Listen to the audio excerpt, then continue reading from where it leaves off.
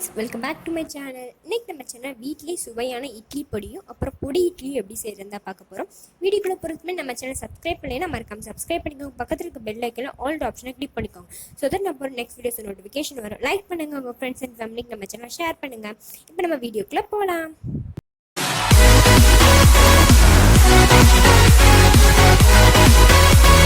பொடி பண்ணுறதுக்கு ஃபஸ்ட் நான் 1 டம்ளர் அளவுக்கு உளுந்து எடுத்திருக்கேன். அதுக்கப்புறம் அதே டம்ளரில் 1/2 டம்ளர் அளவுக்கு கடலை பருப்பு எடுத்துருக்கேன்.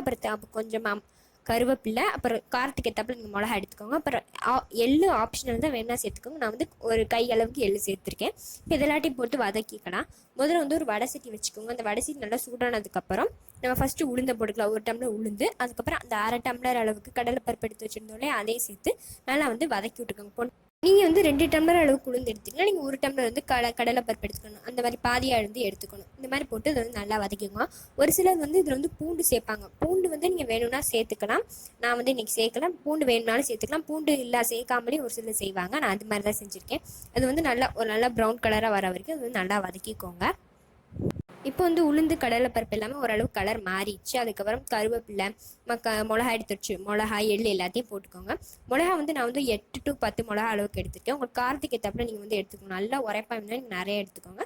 உங்களுக்கு காரத்துக்கு ஏற்றாப்புல நீங்கள் தகுந்து பார்த்து எடுத்துக்கோங்க. அது எள்ளு எல்லாத்தையும் போட்டு நல்லா வந்து கலர் மாற வரைக்கும் லைட்டாக வந்து வதக்கி விட்டுக்கோங்க இந்த மாதிரி.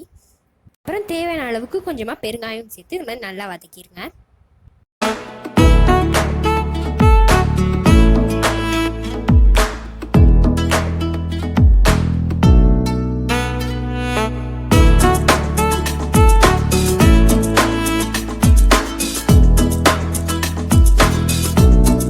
வறுத்து வச்சிருக்கிறது எல்லாத்தையும் ஒரு தட்டுக்கு வந்து மாற்றிட்டு ஒரு ஃபேனில் வந்து ஒரு 10 to 20 நிமிஷம் வரைக்கும் நல்லா கம்ப்ளீட்டாக ஆறட்டும். அதுக்கப்புறம் நம்ம மிக்சியில் போட்டு எடுத்துக்கலாம். இப்போ வந்து நல்லா ஆறிச்சு. அதுக்கப்புறம் மிக்சியில் எல்லாத்தையும் போட்டு உங்களுக்கு நீங்கள் எடுத்துருக்கிறதுக்கு தேவையான அளவுக்கு உப்பு போட்டு வந்து நல்லா அரைச்சி எடுத்துக்கோங்க.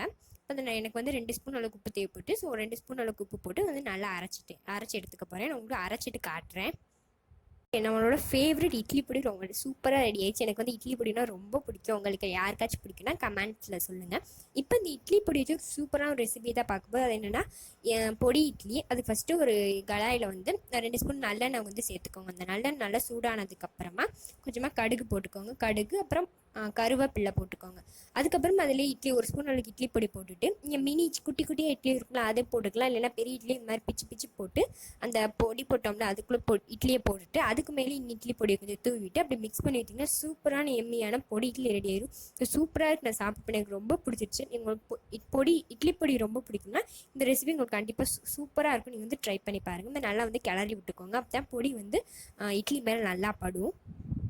எல்லாருக்கும் இந்த வீடியோ பிடிக்கும் நம்பரே. பிடிச்சிருந்தா மறக்காம நம்ம சேனலை சப்ஸ்கிரைப் பண்ணிக்கோங்க. பக்கத்தில் இருக்க பெல் ஐக்கன் ஆல் ஆப்ஷனை கிளிக் பண்ணிக்கோங்க. ஸோ தட் நான் போகிற நெக்ஸ்ட் வீடியோஸ் நோட்டிஃபிகேஷன் வரும். லைக் பண்ணுங்கள், உங்கள் ஃப்ரெண்ட்ஸ் அண்ட் ஃபேமிலிக்கு நம்ம சேனல் ஷேர் பண்ணுங்கள். இந்த மாதிரி நிறைய ரெசிபிஸ் பார்க்கணும்னா மறக்காம நம்ம சேனல் சப்ஸ்கிரைப் பண்ணிக்கோங்க.